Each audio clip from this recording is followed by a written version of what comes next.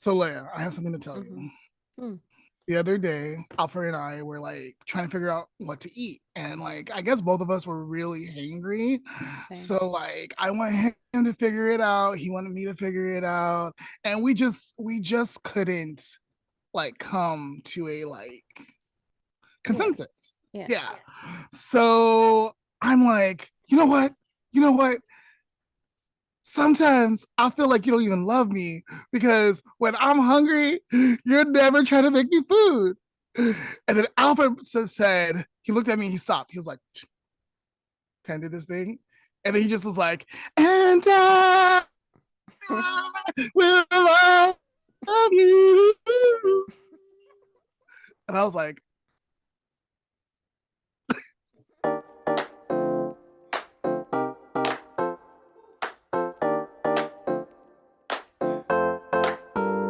I'm Lamont, And I'm Leah.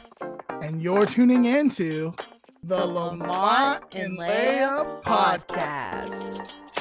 podcast. Welcome to the Lamont and Leah podcast. Today is February and we are in the month of love.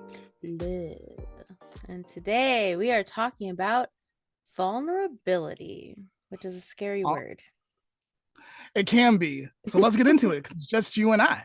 All right. All right. So when you think about vulnerability, what comes to mind? Scary. For some people, they think about weakness. Like, I'm not going to be vulnerable in front of that person. Mm-hmm. I'm not weak. Mm-hmm. That's exactly what I think. I don't like it. Yeah, other people feel like they're just being exposed, being laid raw.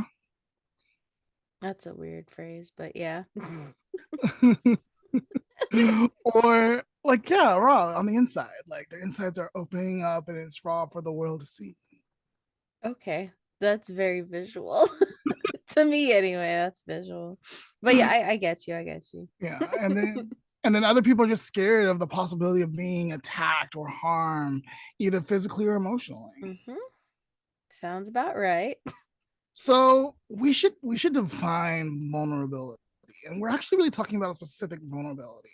We're talking about emotional vulnerability. Mm-hmm. So what would your thoughts of emotional vulnerability mean? Using context clues, I would think emotional vulnerability specifically would probably be when you are either open about what your feelings are, or you're being receptive to someone else's feelings. I'm not sure.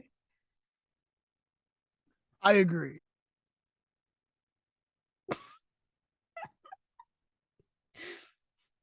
Lamont leaves camera.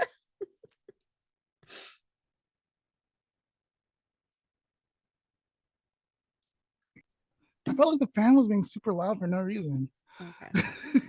But then back to my thing. Which I guess doesn't really seem like that bad of a thing, but for me personally, it would really depend on who, like my relationships, yes, friendships, questionable, strangers, coworkers, absolutely not.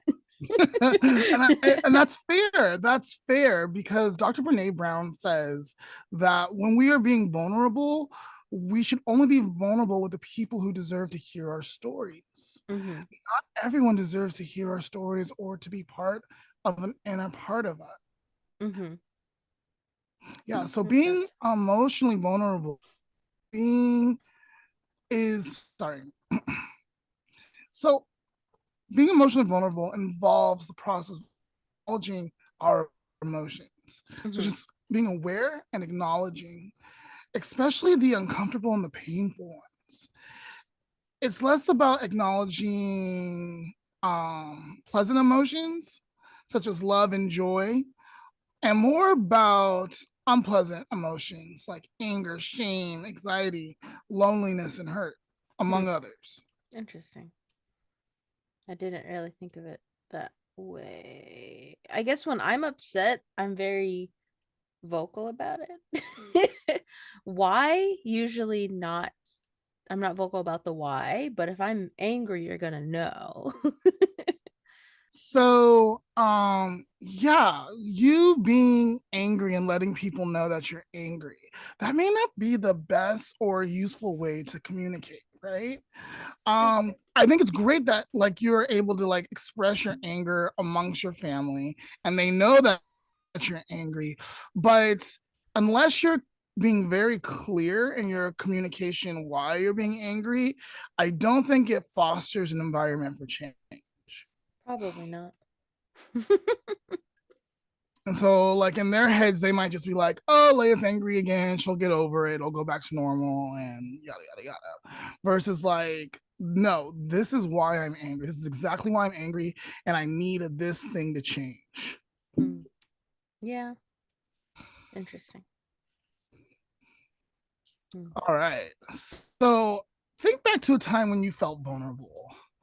What did this feel like? Were you anxious, scared, maybe a little bit self conscious? Hmm. I'm trying to think of one because, like, of course, now I'm on the spot. So I'm like, I've never been vulnerable. What are you talking about? I'm pretty sure everyone who's listening has been vulnerable at one point in their life. Definitely. I mean, yeah, I think that's just one of those things that pretty much everyone experiences. Let me think of a time. Man, Lamont, you go first. I can't even think.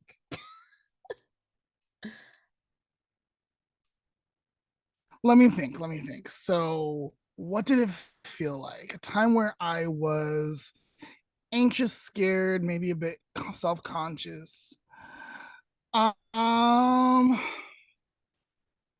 I guess, well, the first thing that just popped to mind was a time where I was very vocal about this guy who was running for office who was bullying me.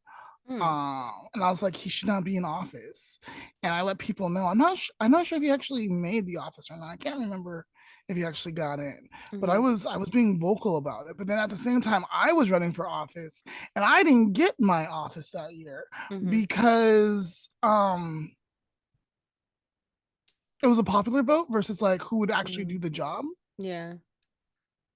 Yeah. And that felt kind of crappy. Mm-hmm. And so I was proud of myself because I was stood up for talking against a bully, but then a teacher tried to connect the two and like missed the mark where he was like, you were saying all these things about this one guy and yet like you missed out on your chance for office because this guy got this thing. Do you think there's a correlation? And I was like, no, there's no correlation. The guy that they voted in office, I doubt he's going to even work hard for our students, first Mm. of all. Second of all, the other guy is a bully. Yeah. And I don't think someone like that should be in leadership, not at our school.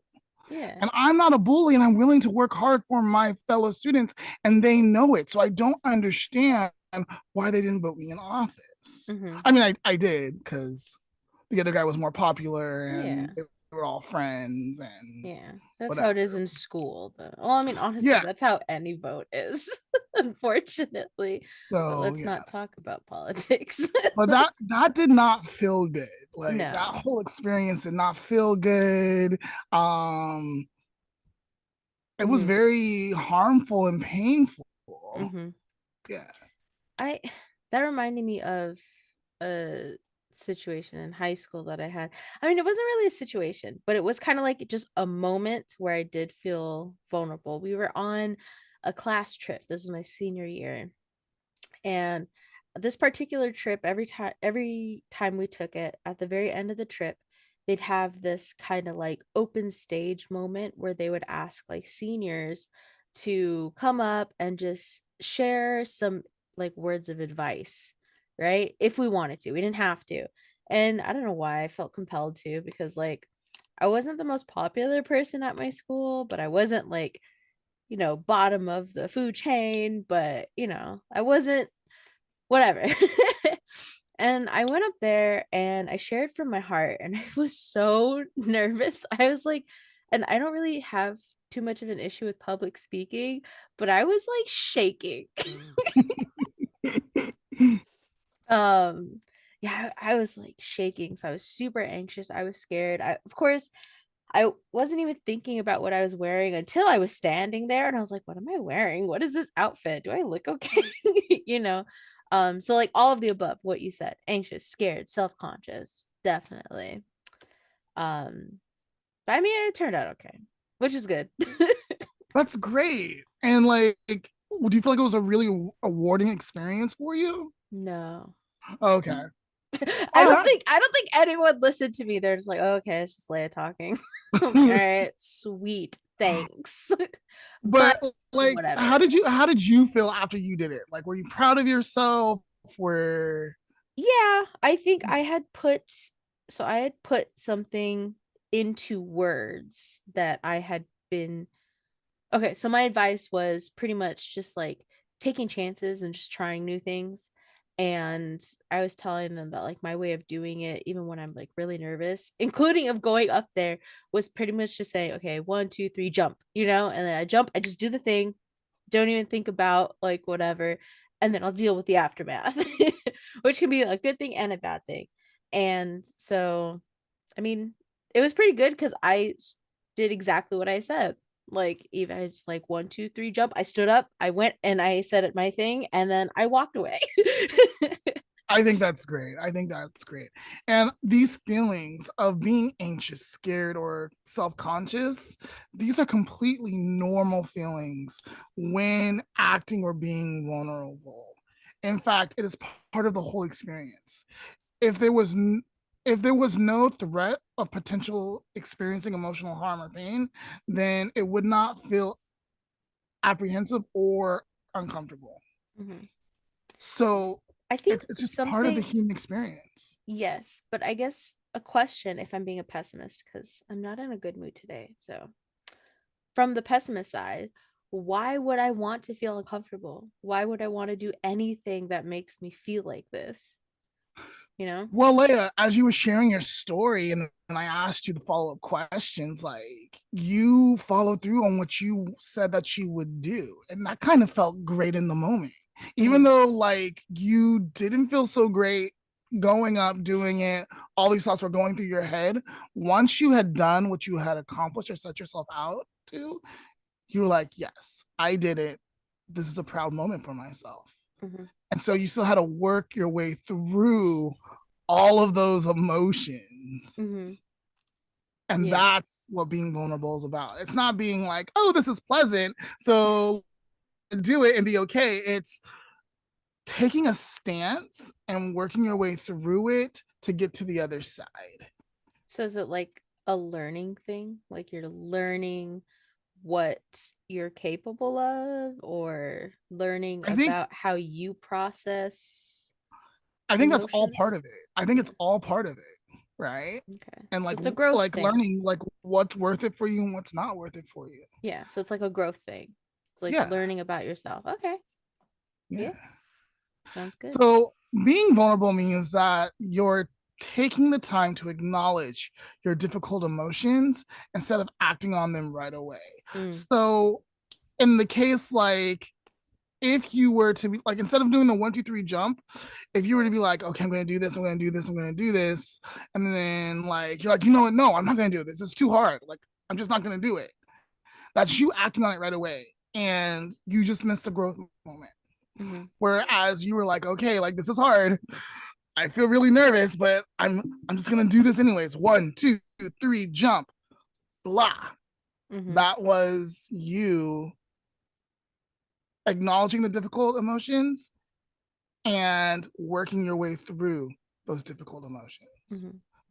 What about your situation with the Mine was bully? just a hard conversation and Mm-hmm. very it felt very misunderstanding. I don't regret having it, Mm-hmm. but it was just really, really hard. And I'm glad I didn't back down or just silence myself. Yeah. So the Right. So I so continued to work through the hardness of all the emotions that I was feeling. so is the your vulnerable moment was the act of going to teacher or counsel or whoever and being like, this is what this person's done to me, or was it the other situation with the teacher? It was sharing like the bullying, and then it was also sharing that he was wrong Hmm. and the correlation, Oh, okay. which was very scary, hard for me. But like I was Hmm. like, no, like I'm not gonna stay silent and let this Yeah. pass. So it's the act of speaking up for Yeah, yourself yeah, and possibly other people. Okay. yeah. I'm tracking. I'm tracking. All right, all right. So if we're thinking about vulnerability, it can be a two-step process. Mm, The first is simple: observing your emotions. For example, observing that you are feeling angry, sad, anxious, without thinking about it or acting on it. okay. The next step would be validating your emotions. How might you go about this? Validating your emotions would mean reminding yourself that it's okay to feel whatever you're experiencing, whatever you're going through. And this means that there's no judgment or self criticism. So we're not going into that head voice of, or those inner thoughts of, I'm stupid for feeling this, I'm dumb for feeling this, I'm not good enough, no one's listening, and Mm, stuff. That's okay. all judgment and self criticism. Mm, okay. So, how, like, I feel like most people practice vulnerability in strong relationships. Yes. How does vulnerability show up in your relationship? Um, Probably just general communication, you know? Like if I'm feeling some type of way and I need to convey it to whoever, if I need to convey it to my partner, to my siblings, to my friends, whatever, like I'm guessing that's a time when I feel vulnerable because I'm not sure how they're going to react on whatever I'm saying, whether it's like, oh, I'm feeling sad today, or oh, you did something and we need to talk about it. Yeah. So, I would definitely say uncertainty is a big part of vulnerability. Mm-hmm. Yup. Um, for me and for me and my partner, I hate the unpleasant feelings. They arise. They Yeah. do, but I hate them. And so on the inside, I'm like, oh, I don't want to share this. But I'm like, you gotta share it. Mm-hmm. You know, Yeah. you just gotta. And it usually works out fine. Yeah. I mean, the yes. I mean, for me as well, it usually works out fine. But I know there are a lot of people that don't have the pleasantry of having a relationship, whether it's like a romantic relationship or a parental relationship, familial relationship, where it is fine half the time.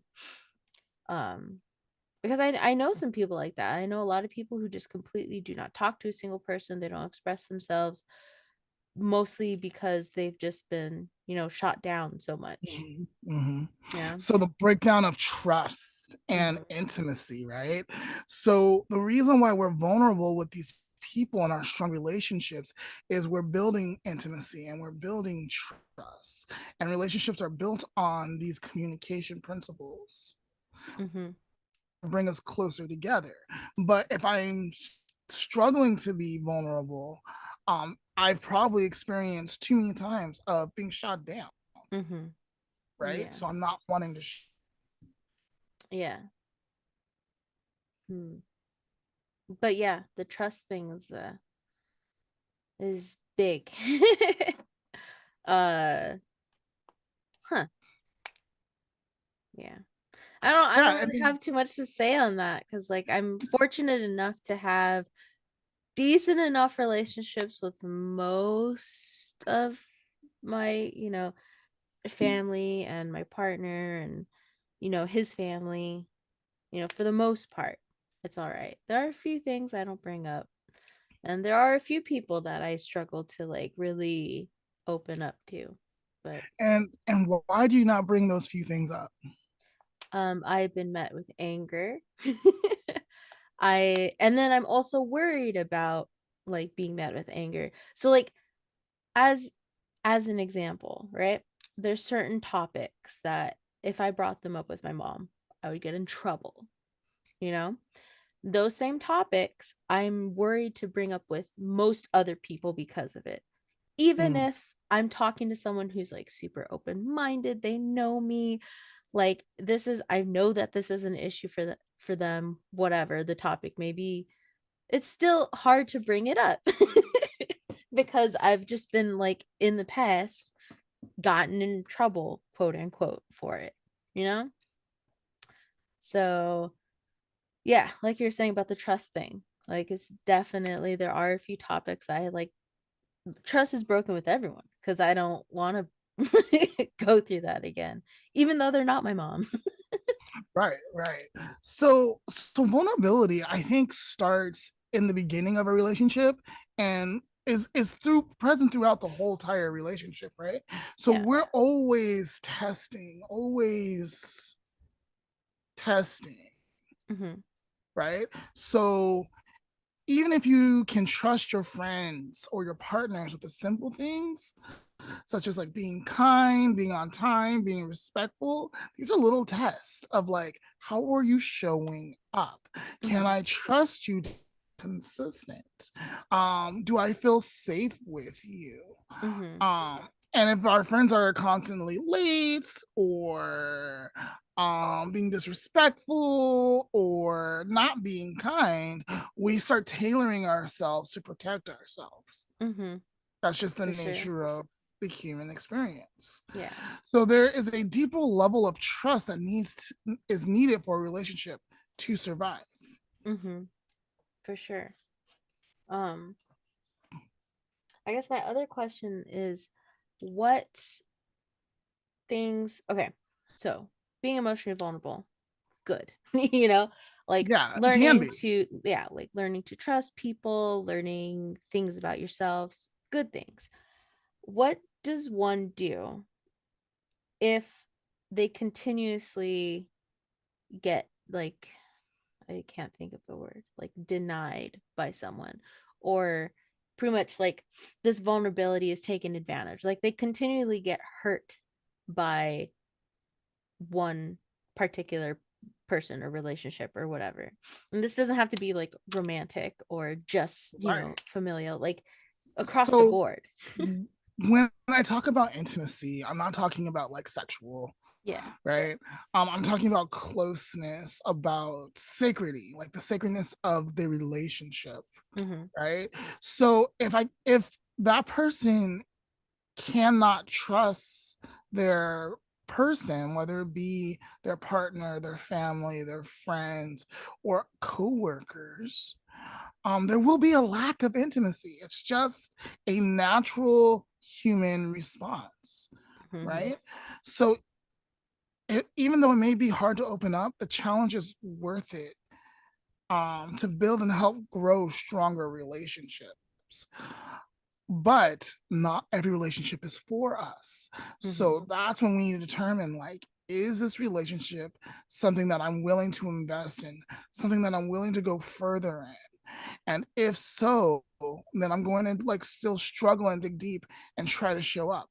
If not, then it's okay for me to let this relationship go or to just show up like this to maintain safety of the emotional self. Yeah. Because there are some relationships that you really can't just completely disconnect from. Like if you work somewhere, Right. you can't just be like, oh, not talking to this person anymore. Like, I mean, you Right. could, but that might So affect your work. so for me, like let me go. I was struggling with a coworker when I first got hired at my job. Hmm. Um, me and that coworker just couldn't seem to mesh, right?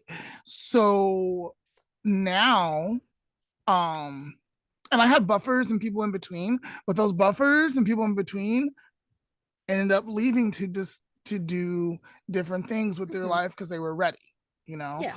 And so now it's just like me and her, and like other people have come into the picture.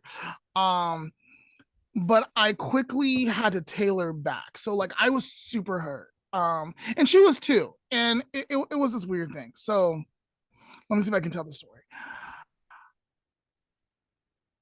I was using some of my tech skills that I've learned from the Lamont and Leah show and podcast to put together a video project to present to like a lot of people on the outside world. I did great.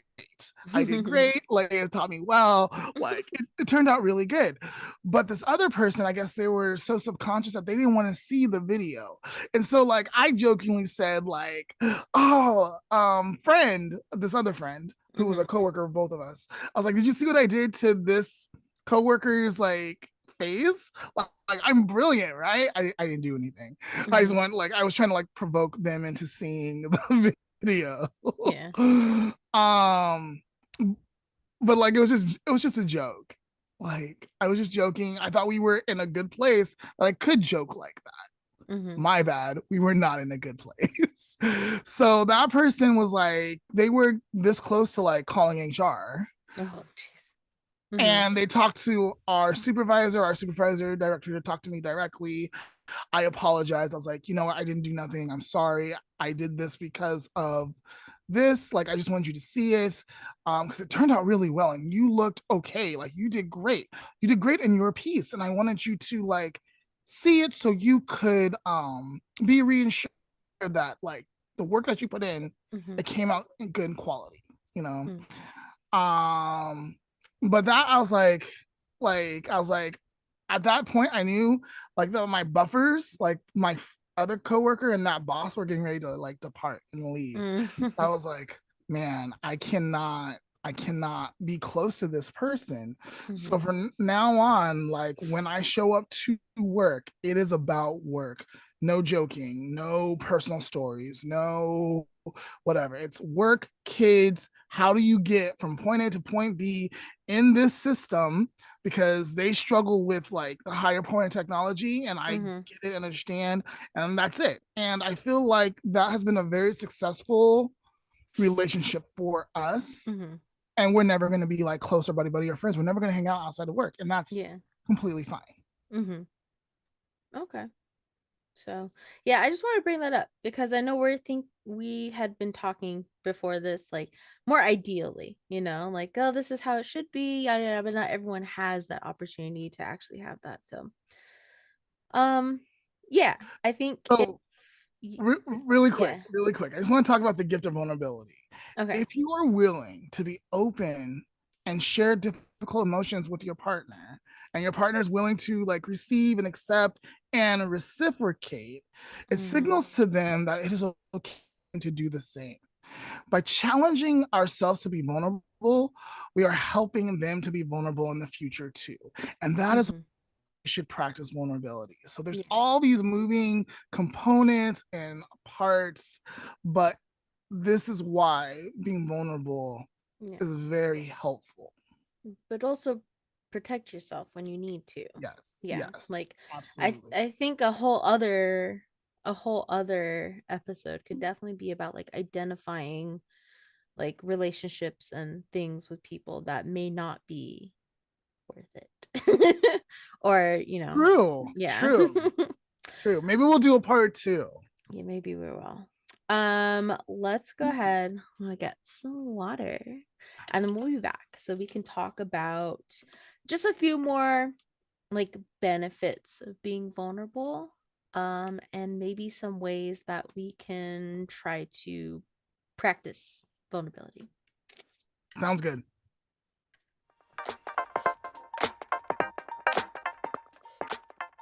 Aloha, Lamont. Aloha. This month, February, since we are still in February, barely, I see the end of February on the horizon, which is also my birthday. I see it. It's coming up. But it is still Mahina o Olelo Hawaii, which is the month of Hawaiian language appreciation and learning and speaking and sharing the So Hawaiian Black language. people and Hawaiian people share a month? I guess so. But the whole months for different people's thing is a whole other topic, which we won't get into today. I have some words about that.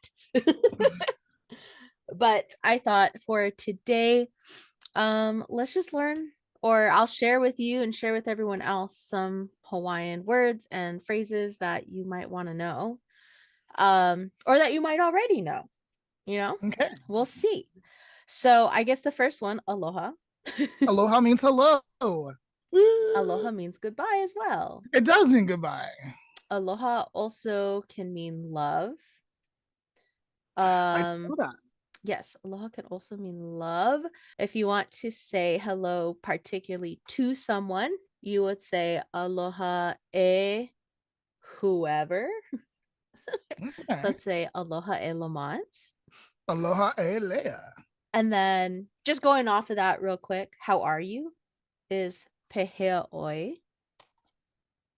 One more time. Pehea oi. Pehea oi. Pretty good. Yep. So I would say aloha e Lamont.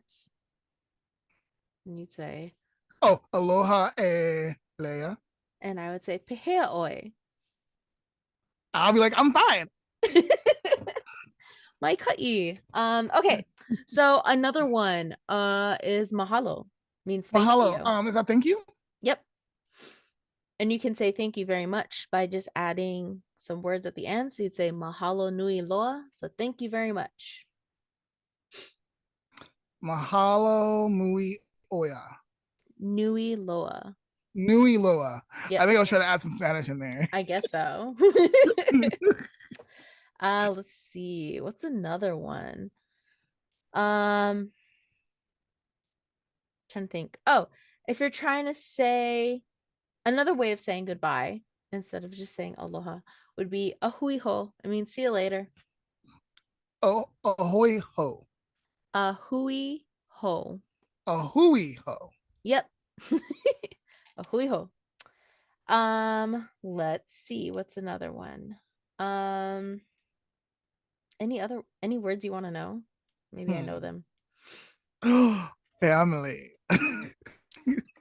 Ohana. I know that from Lilo and Stitch.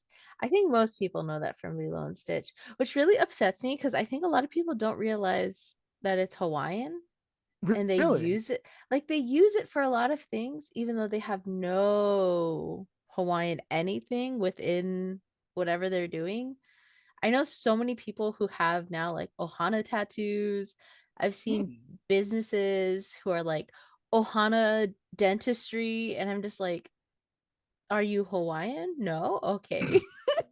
It's Also, just family dentistry. yeah, Okay. and I was like, I guess. I guess. I don't know. That's interesting to me. How do you say dance in Hawaiian? Dance? What is Dance. dance? It's no, let's sing. How the heck do you say dance? Lamont's putting me on the spot You here. asked. I know, but I didn't think you'd be asking me words like dance. I'm gonna feel so stupid when Well, I I look was this thinking up. like hula. So like there's a hula. So I was like, how would you say dance? Well, Like, hula, you would just say hula. Hula, you just say hula. Apparently dance is ha'a. okay. I don't know, I never heard that before. I think when we talk about dance, we're literally just saying hula because that's pretty much So the dance. yeah. That's pretty much the dance. Let's Ooh, how see do you what's say party? party pa'ina. Okay. So how is that different from a You're gonna say luau, aren't you? luau? Yeah. Okay, so fun fact. Luau is a type of food that is served at a pa'ina. Ah. Luau does not mean party. Well, why does everyone call it a luau? Like we're gonna have a luau. I'm not sure. That's another like non-Hawaiian thing that kind of just like just took a word and went with it.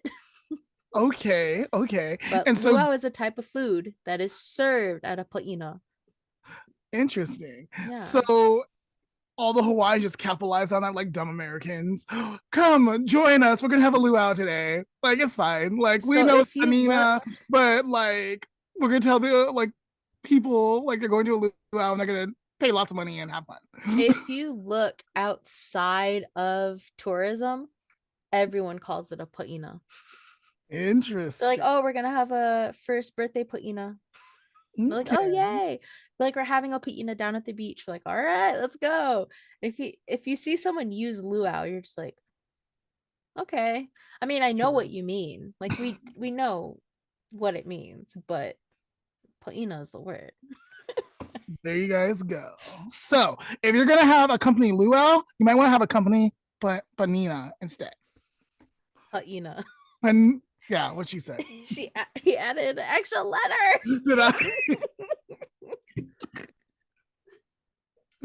Okay, if you're trying to say let's go, so like let's leave or like come on, let's go, or even like Something Al let's would say to let's go me. do something. Um the phrase, and I say this a lot at home, even though I don't think my siblings know what it means. It's hele mai. E Hele mai. hele mai. Hele mai. Let's go. Oh, another good one. Welcome. E como mai. El como mai. No, e como mai. E E. como mai. Yes, e como mai. Welcome. And then, I mean, I know it's past time, but Mele Kaliki Maka means Merry Christmas. Aww. I should have brought this up a few months ago. No, it's cool. It's totally cool. It's totally cool. Alrighty. Again, oh, I forgot happy birthday since it's almost my birthday. Yeah, happy birthday, Leah. You'll be So how old are celebrating you? your 30th 30th. birthday on the 28th. Yes. So how you say happy birthday, so you guys can leave it down in the comments, is Hauoli la hanau. One more time.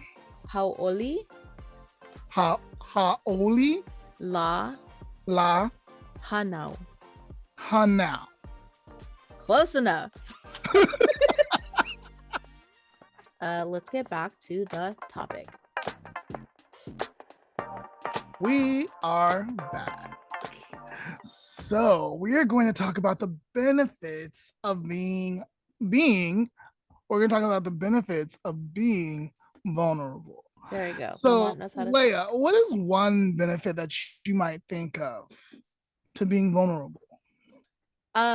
Being more self-aware. I think that was the biggest thing that we were talking about earlier, which I think I've mentioned it like 5 times now, is something that I am working really hard on, and actually it's a little scary sometimes. But yes, being more self-aware of like knowing what your emotions are, how you manage your emotions, and like what you know to do to, like, either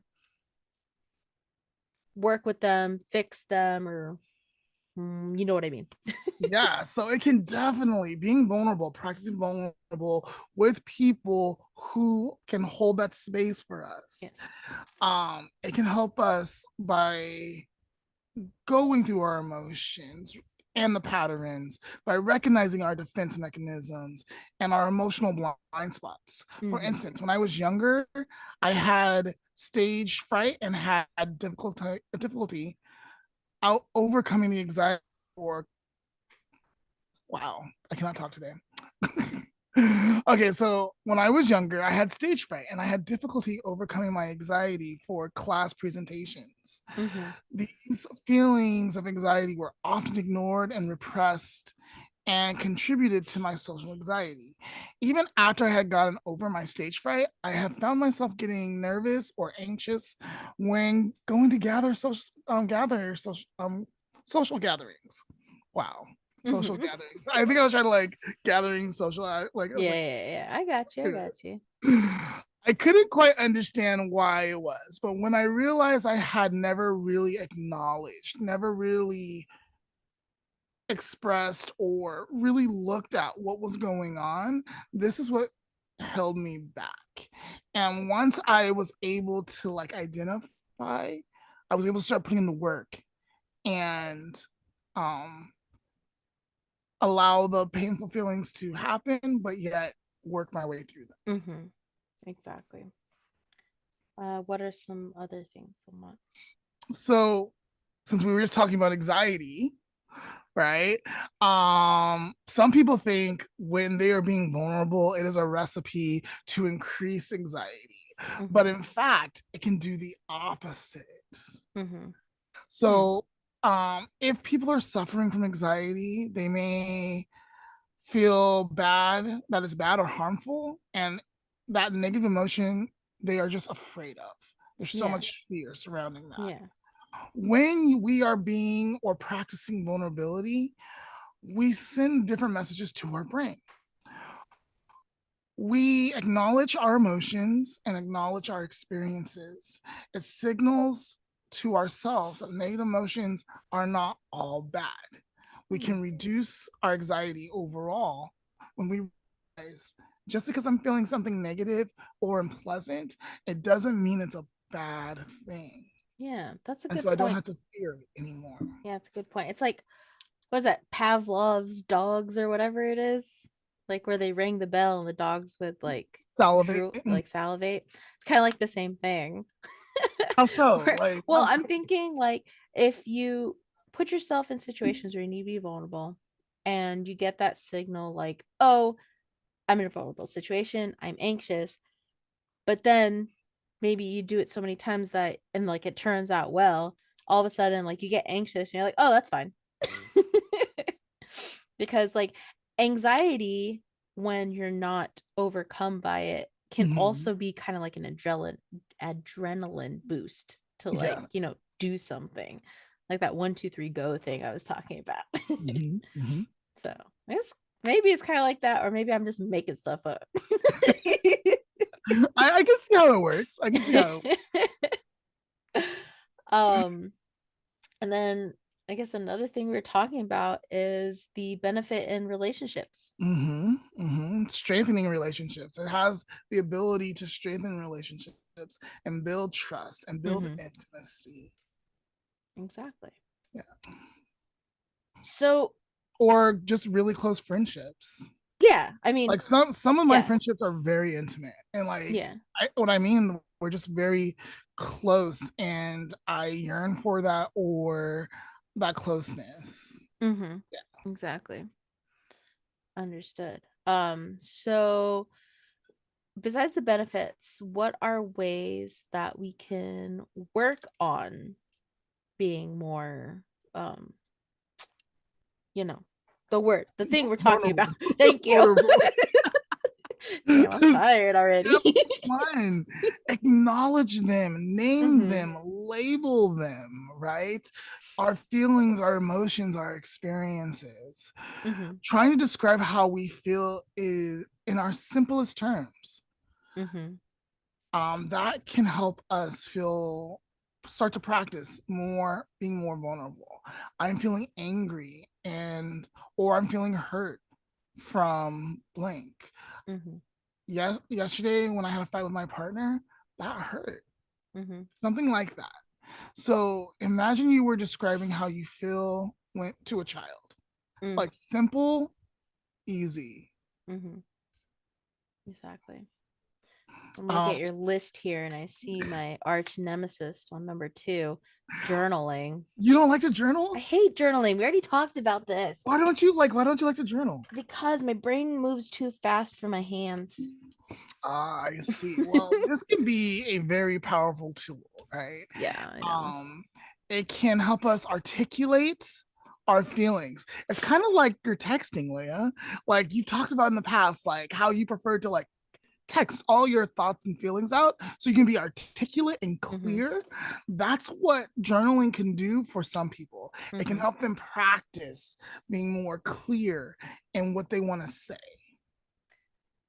Offshoot of that, may I suggest, as like unhinged as this sounds, talking to yourself.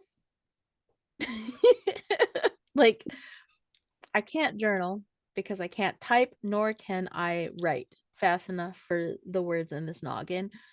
So talking to myself, I'm verbally journaling. I guess. I think the only issue with that is if you have short-term memory, Yes, but like issues. yeah, but you could also record it. I know I have That is private true. like recordings for myself. Like I'm not posting them, I just have them. Um, so I don't know, a little unhinged there, but That's my No, it's suggestion. just another step if you struggle with journaling or writing or typing, right? Hmm. So the whole point is you're wanting to get your ideas down and out so you can be more articulate and more clear.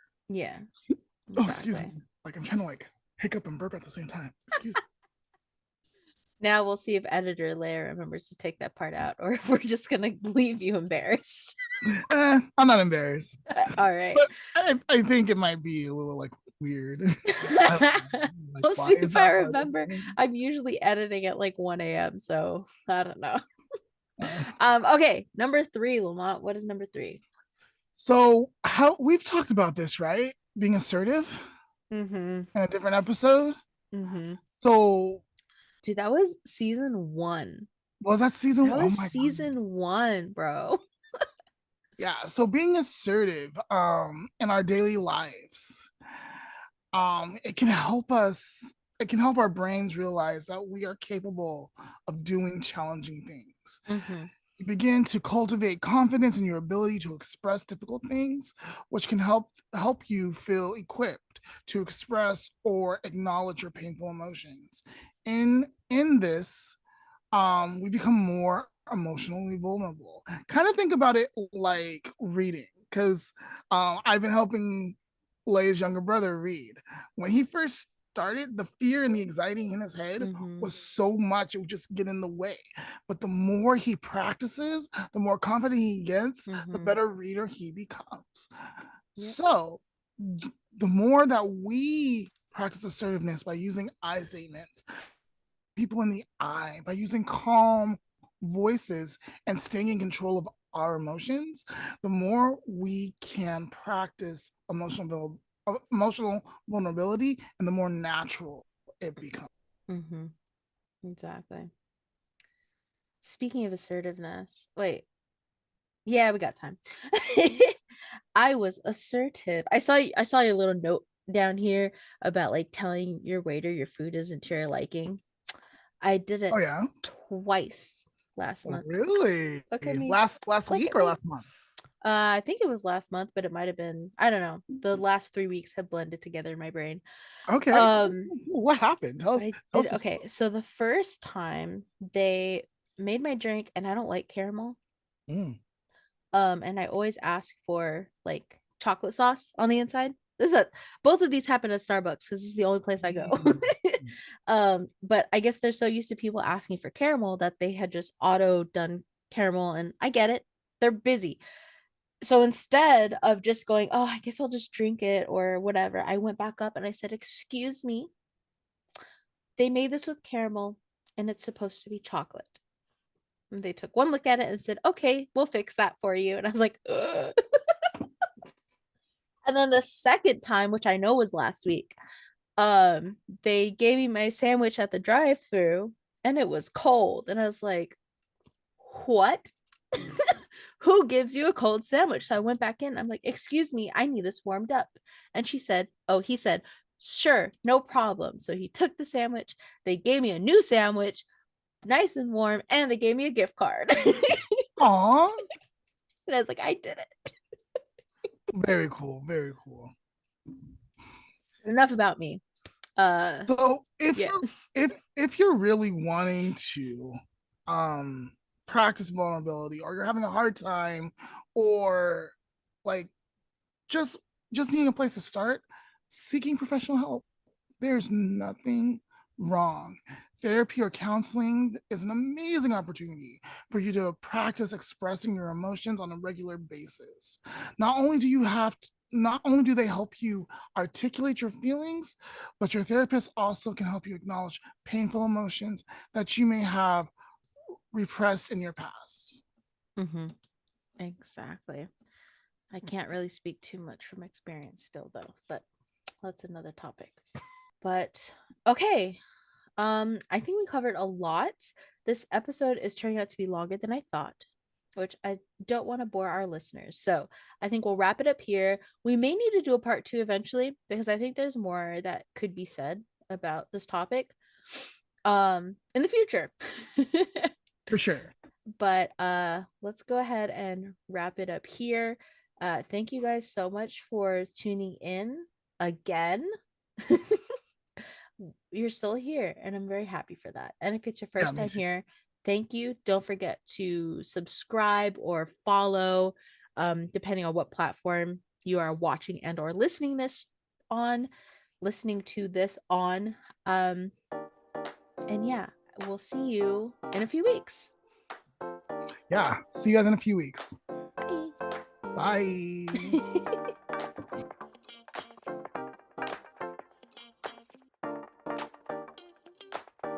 Today's life lesson is vulnerability is genuine strength and courage. Brene Brown once said, vulnerability is the birthplace of love, belonging, joy, courage, empathy, and creativity. It is the source of hope and empathy, accountability, and authenticity. If we want greater clarity in our purpose or deeper or more meaningful spiritual lives, vulnerability is the path. Vulnerability really means to be strong. It means to grow secure enough in yourself that you are able to show up in your life just as you.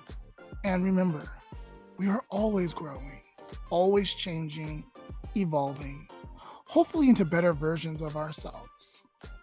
Vulnerability is genuine strength and courage. And that is today's life lesson.